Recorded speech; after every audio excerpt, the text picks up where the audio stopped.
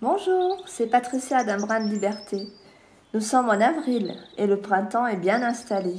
La nature éclate tout autour de nous. Nos belles cigognes sont revenues.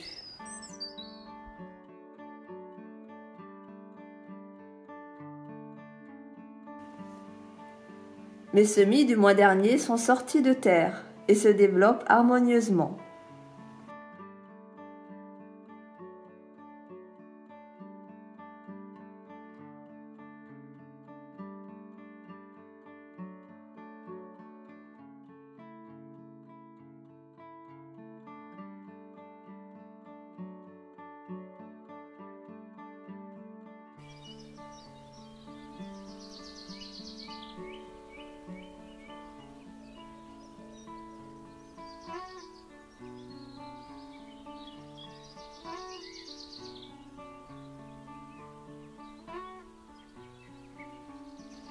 « 7 avril. Mon carré de fraises a été piétiné l'été dernier et mes fraisiers font triste mine. Je vais tout reprendre à zéro et j'en profite pour étendre ma fraiseraie au carré à côté. En retournant la terre, je fais une étrange découverte. Chaque coup de pelle fait apparaître une ou plusieurs grosses larves, bien cachées au fond du carré. Ce sont les larves de la cétoine dorée, un magnifique scarabée irisé que j'ai filmé dans le potager l'été dernier et qui butine les fleurs, de préférence les roses. On l'appelle également hanneton des roses. Contrairement aux larves de hanneton, celles des cétoines ne sont pas nuisibles. Il leur faut 3 ans avant de se muer en coléoptères et pendant ce temps-là, elles se nourrissent de déchets et contribuent à la chaîne de décomposition. On les trouve donc dans les composts, dans le bois mort, dans l'humus, mais plus rarement dans un carré de jardin. Je retourne toute la terre et mon butin est impressionnant. J'en dénombre 328 très précisément.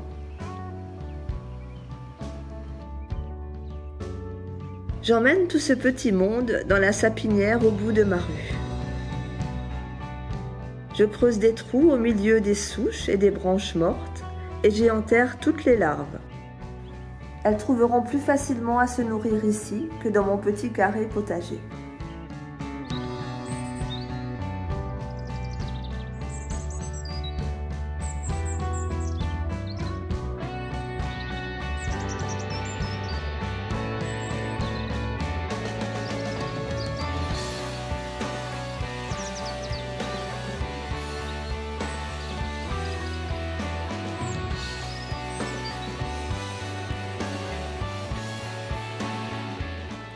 Le lendemain matin, en route pour le petit marché de producteurs tout proche, où je choisis 18 pieds de fraises et les premières salades de la saison.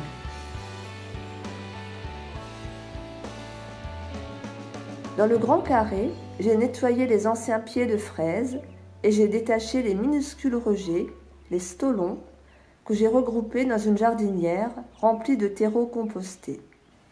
10 jours plus tard, la plupart ont repris et pourront être repiqués entre les nouveaux pieds pour apporter un peu de variété.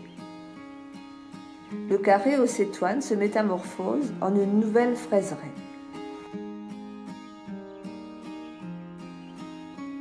« 6 avril, il fait un temps magnifique. Je vais semer en pleine terre des petits pois que j'ai fait tremper 48 heures.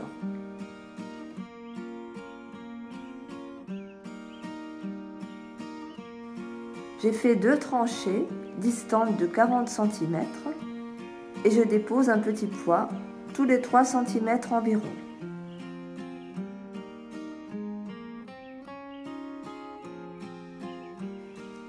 Puis j'arrose copieusement.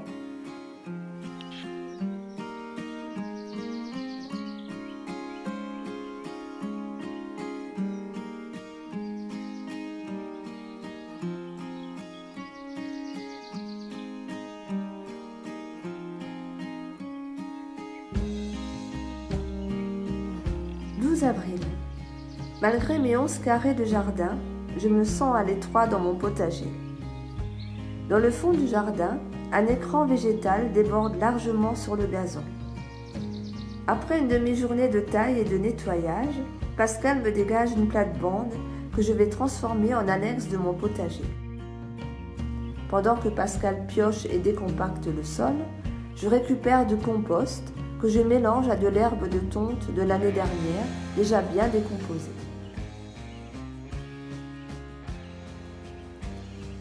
Je répands ce mélange sur la terre et ma nouvelle plate-bande est prête à accueillir mes futurs légumes. J'en profite pour amender mes carrés encore vides.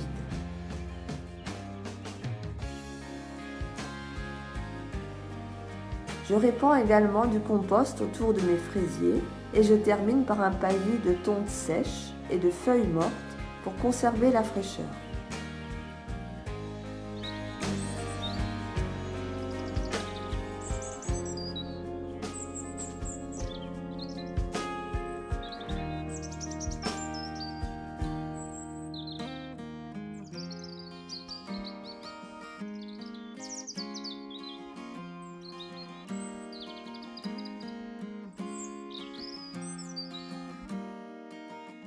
Il est temps de récolter les derniers poireaux d'hiver.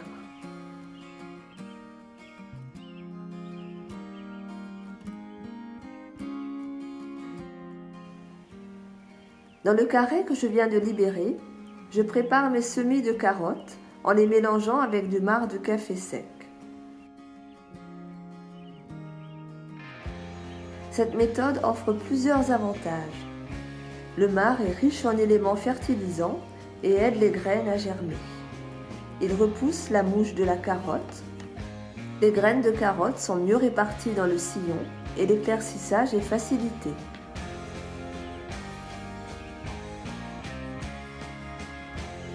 « 19 avril. J'ai acheté une petite barquette de poireaux à repiquer.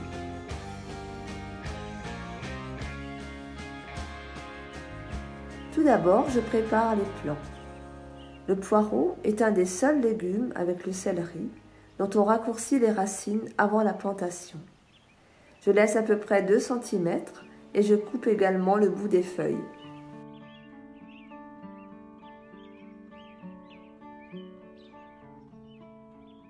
Je repique les petits poireaux de part et d'autre des semis de carottes. Ces deux légumes se protègent réciproquement. La mouche et le puceron de la carotte ne supportent pas l'odeur du poireau, et la carotte éloigne la teigne et le trips de son ami le poireau. Au premier plan, les épinards qui commencent à lever, un rang de poireaux, 2 rangs de carottes et un rang de poireaux.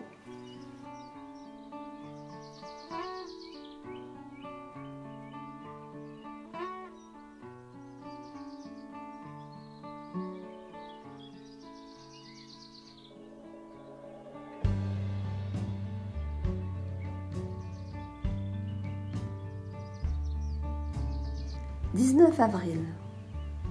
Un mois après les semis, les tomates sont un peu à l'étroit dans leurs petits godets. Il est temps de les repiquer dans des pots individuels.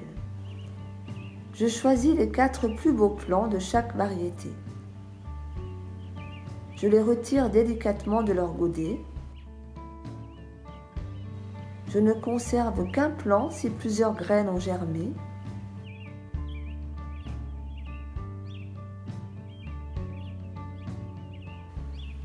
Et je l'enterre profondément dans son nouveau pot. Des radicelles vont se former le long de la tige et vont aider la plante à pousser.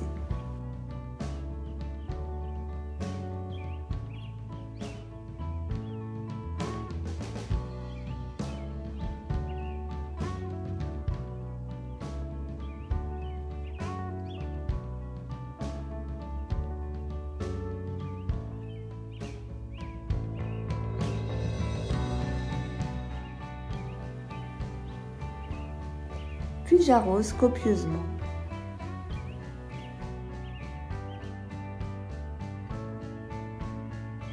C'est une opération délicate. Les plants sont encore petits et fragiles, et tous ne vont peut-être pas survivre au repiquage.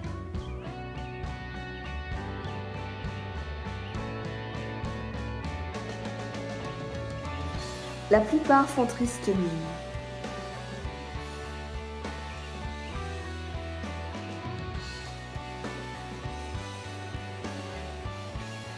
Quelques heures après, les plants ont repris un peu de vigueur, mais je garde en secours ceux qui me restent dans les godets. 30 avril. Finalement, toutes les tomates ont repris et se portent comme un charme. 19 avril. Je ressors ma boîte à semis. Les graines de kale n'ont pas germé. J'en ressème par-dessus et je les recouvre d'une fine couche de terreau. Puis je prépare de gros pots pour mes semis du jour. 4 pots de courgettes blanches d'Égypte et 4 de courgettes rondes de Nice.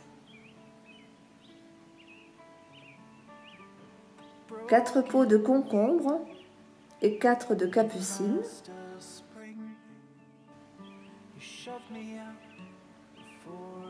4 pots de pâtisson vert pâle et 4 d'un potimarron bio qu'on a mangé cet hiver et dont j'ai fait sécher les graines.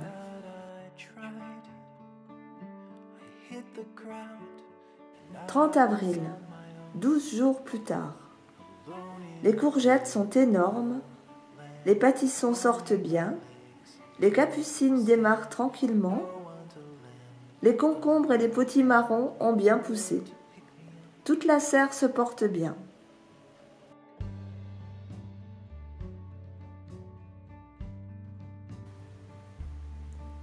La vidéo d'avril est terminée. Je vous donne rendez-vous dans un mois pour la suite de nos aventures dans mon potager bio. Ciao!